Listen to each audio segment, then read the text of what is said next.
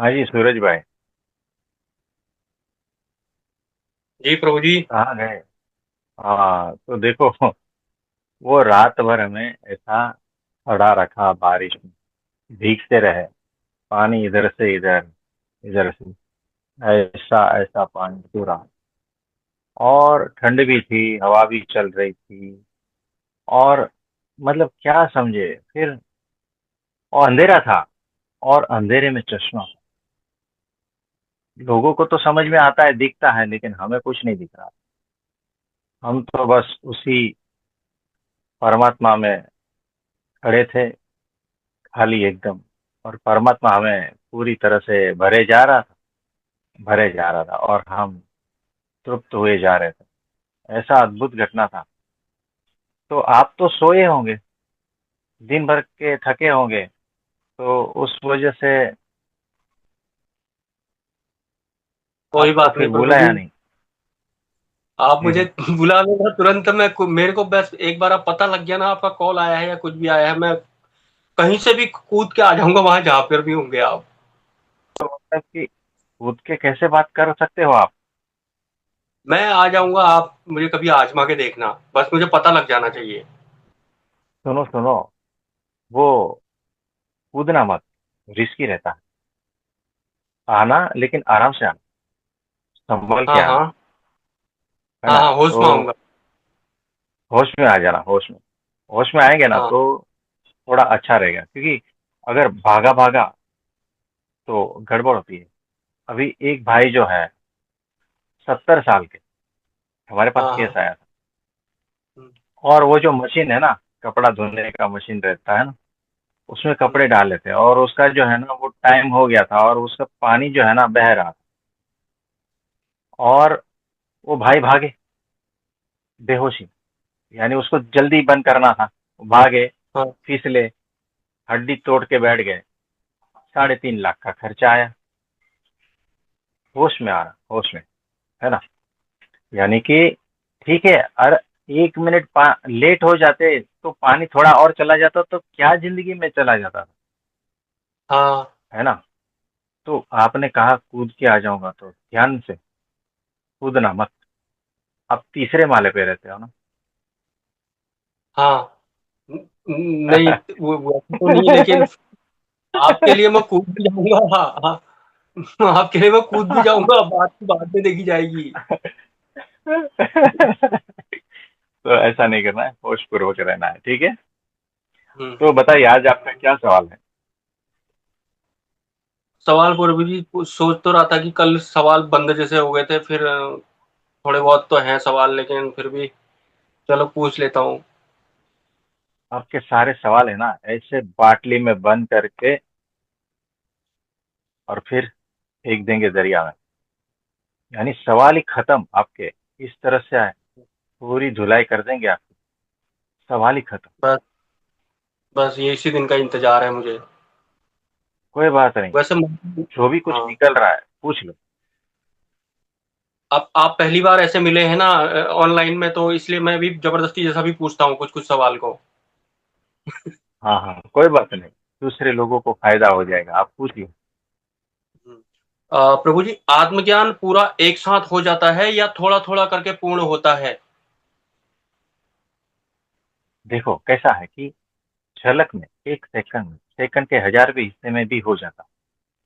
लेकिन उसके लिए आप प्रिपेयर नहीं होते हो ना, तो वापिस इसमें फंस जाते हो। जैसे वो डूबता है ना, डूबता है ना, तो अचानक कुछ सेकंड के लिए सांस लेने के लिए बाहर आता है, और फिर हाँ वापस हाँ। डूबने लगता है, डूबने लगता है।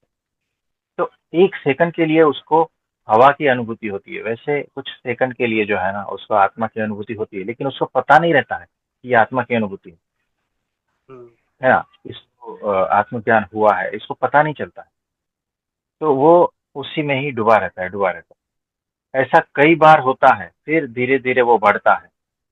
और हम्म, कभी कभी जो है ना, वो आत्मज्ञान की स्थिति में जो है ना, वो उसको टाइम लगता है।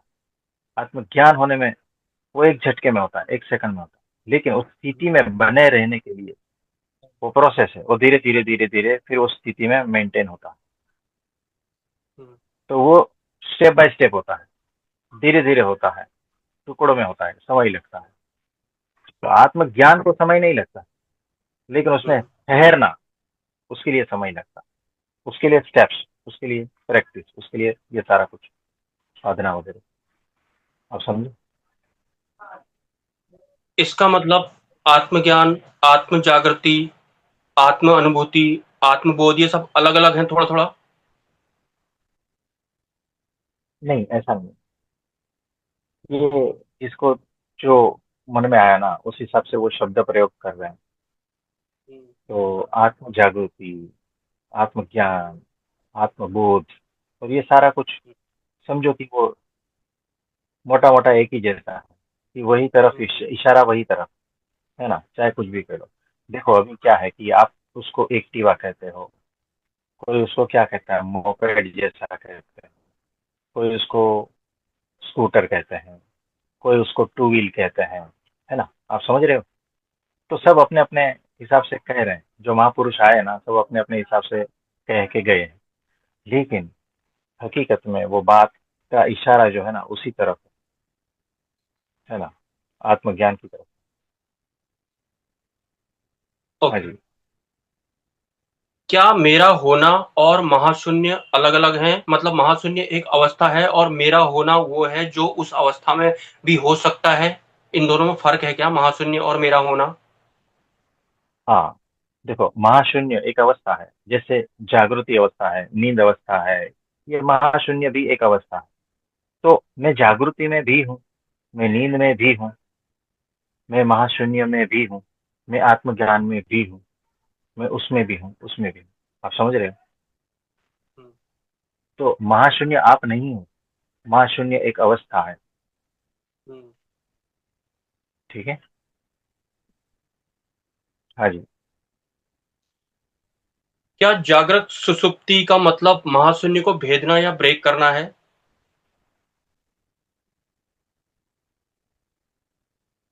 जागृत स्वप्न सुषुप्ति को ब्रेक करना महाशून्य है ऐसा? अ, क्या जो जागृत महाशून्य सुसुप्ति है को ब्रेक कर? मतलब, हाँ, जागृत सुसुप्ति में जैसे मैं आ गया आज रात को, तो क्या उसका हाँ, मतलब महाशून्य को भेद लिया मैंने, ब्रेक कर दिया, ऐसा है, या वो अलग वो अलग? देखो कैसा है कि अभी आप जो है तीसरे माले पे हो, बैठे हो, ठीक है। अब वहां से आप सीढ़ियां उतर के नीचे आते हो, है ना। तो हम्म। आप बदले हो, मतलब आपका स्थान बदला है, आपका अवस्था बदला है। तीसरा माला तो तीसरा ही रहेगा, सेकंड हाँ। फ्लोर वही रहेगा, ग्राउंड फ्लोर भी वही रहेगा। सिर्फ आप बदल गए हो, यानी आपने स्थान बदली कर दिया। आप स्वप्न से जागृत में गए, महाशून्य में गए, सुषुप्ति में गए, आत्मज्ञान में गए, सब जगह पे गए, आप ही हो। ऐसा है। तो ब्रेक कुछ होता नहीं है, स्थानांतर होता है।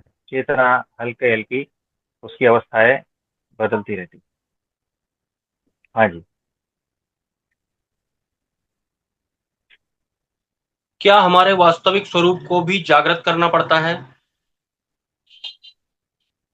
हमारा वास्तविक स्वरूप जागृत ही है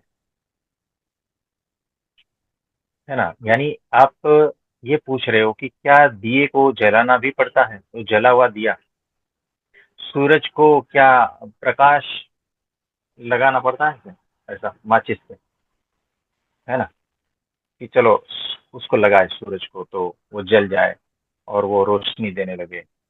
वो उसका स्वभाव है ना। वैसा हमारा स्वभाव जागृति है, परम होश ही है, लेकिन हम उससे, उस अवस्था से नीचे उतर गए हैं, और कुछ नहीं। उस अवस्था में तो वही है।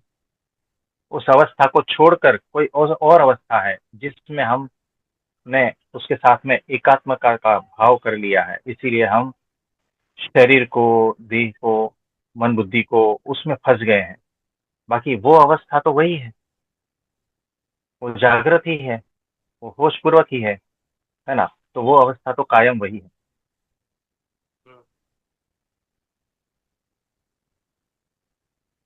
क्या मेरा होना मौन है?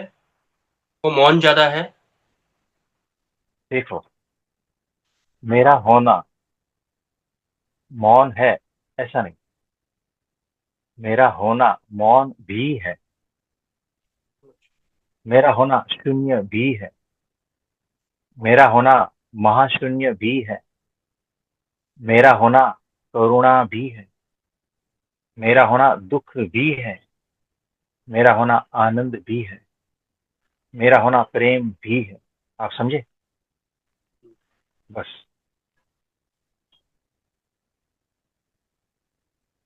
क्या तीसरी आंख समय के अधीन है, थर्ड आई? क्योंकि अगर हम किसी का फ्यूचर देख लें तो वो भी तो उसके प्रारब्ध के अकॉर्डिंग ही उसका फ्यूचर होगा, तो वो भी तो समय में काल के अंडर में ही हुआ। तो क्या किसी ने कमेंट किया था कि मुझे दूसरे दिन की चीजें दिख जाती हैं पहले दिन ही, और दूसरे दिन वही होता है। तीन लोग आने वाले थे, मुझे पहले ही दिख गया, तो वो क्या है? देखो, ऐसा होता है कि भविष्य में होने वाली घटना को भी देखा जा सकता है तीसरी आंख से, है ना? हम्म, और जो भूतकाल में घट गया है किसी के बारे में वो भी कहा जा सकता है। यानी वो जो समय है उससे आर पार है वो। तीसरी आंख का जो दर्शन है, हम्म। साक्षी है, वो समय से आर पार है। तो समयातीत भी है और समय से आर पार भी है। तो वो सारे समय में भी है, समय से पार भी है। वो साक्षी है, वो देख पाता है, वो दृष्टा है। हाँ जी। ये आज के सवाल तो मेरे आगे इतने खत्म जैसे हो गए। खत्म? मतलब पूरा खाली हो गया? दो तीन तो मैंने जबरदस्ती अपने अभी अभी सोच के पूछे थे। कोई बात नहीं, जितना हो सकता है उतना पूछो। लेकिन रोज थोड़ा थोड़ा पूछोगे तो पूरा कुआ खाली हो जाएगा। जिस दिन खाली हो जाओगे ना उस दिन जो है परमात्मा की बारिश हो जाएगी, भर दिए जाओ। हाँ, ऐसा है। ठीक है। और किसी का कोई प्रश्न है तो बताइए। गुरु जी प्रणाम। हाँ जी, प्रणाम प्रणाम। अरे भाई, कैसे हो आप? बढ़िया गुरु जी, आपकी दया है। हाँ जी, आप मेरा एक पूछिए। प्रश्न था गुरु जी। जैसे हम हाँ बोलते हैं कि हम साक्षी है। साक्षी मतलब कि देखता भी कोई चीज हो रही है, करता नहीं हूं मैं। मतलब सारा काम जो करता है वो ऊपर ईश्वर ही करता है। हाँ तो अभी मेरे को कुछ, जैसे अब मेरे अंदर मैं बोलता हूँ मैं मन हूँ। अभी हाँ, लाइट चली गई है, आवाज आ रही है ना आपको? अभी बोलता हूँ मैं आवाज आ रही मन हूँ, मैं ही आत्मा हूँ। अब कहते हैं कि है। मन सोचता है, विचार करता है। हम्म। तो मुझे ऐसा ऐसा फील आता है कि ये जो विचार है वो भी मैं नहीं करता। मतलब जो मैं मन हूँ, मैं आत्मा हूँ, वो जो विचार है और जो मैं सोचता हूँ ना, वो भी मैं नहीं करता। वो हाँ, भी कहीं से, मतलब उसकी उत्पत्ति भी कोई और ही सत्ता करती है। ऐसा मुझे क्यों बराबर है। मतलब लगता है। ऐसा होता है क्या रियली में? क्यों लगता है? नहीं, ऐसा ही है ना? यानी देखो, आपको लगता है कि विचार आपके भीतर से आ रहा है, हाँ, मैं लेकिन कर रहा हूँ विचार विचार, का मैं सोच रहा सोर्स, हूँ। हाँ, विचार का सोर्स आप नहीं हो। सोर्स तो बहुत ही ऊपर है, बहुत अलग है। क्या अलग है? वो अलग अलग जगह से आके खाली एक इंस्ट्रूमेंट है। वहां पर जो है ना एक ढांचा है, वहां पर ये सारे कुछ स्थित होते हैं। जैसे कबूतर को अगर बैठना है तो पेड़ की जो टहनी है ना, वहां पर डाल पर बैठता है ना, पंछी।